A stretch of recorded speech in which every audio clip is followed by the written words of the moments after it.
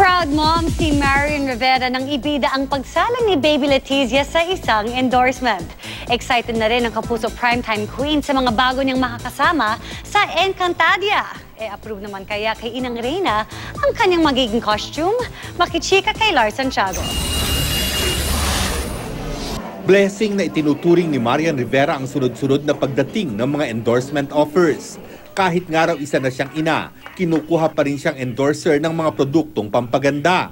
Pero di maitago niyan na ibida, hindi lang daw sila ng asawang si Dingdong Dantes ang product endorsers sa pamilya, kundi maging ang kanilang anak na si Baby Letizia. Ang totoo, nag-shoot na sila para sa unang endorsement ni Baby Z. Hindi siya iyakin na bata. Sabi ko nga, nag-time out lang kami para magdede siya sa akin. Tapos, dire-diretso, smile pa rin siya ng smile. Pinananabikan din niyan ang mga show na gagawin niya sa GMA. Natutuwa raw siya sa mga artistang makakasama niya sa Encantadia. Gustong-gusto rin niyan ang kanyang costume bilang Inang Reyna.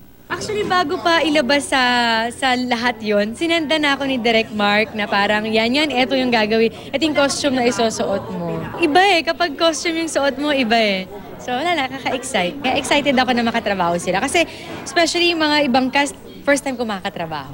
Bukod sa Encantadia, naghahanda na rin si Marian sa sisimulan niyang daily morning talk show sa GMA. Isang malaking hamon daw ito sa kanya, lalo't first time niyang mag-host ng isang talk show. Sabi ko nga nung binigay sa akin yung talk show, parang yung nararamdaman ko, na-excite ako. At the same time, madami akong tanong kasi syempre hindi ko forte ang pag-host. Pero sabi ko nga, bakit hindi ko subukan ang mga bagay na hindi ko pa nagagawa? Lars Santiago, updated sa Showbiz Happenings.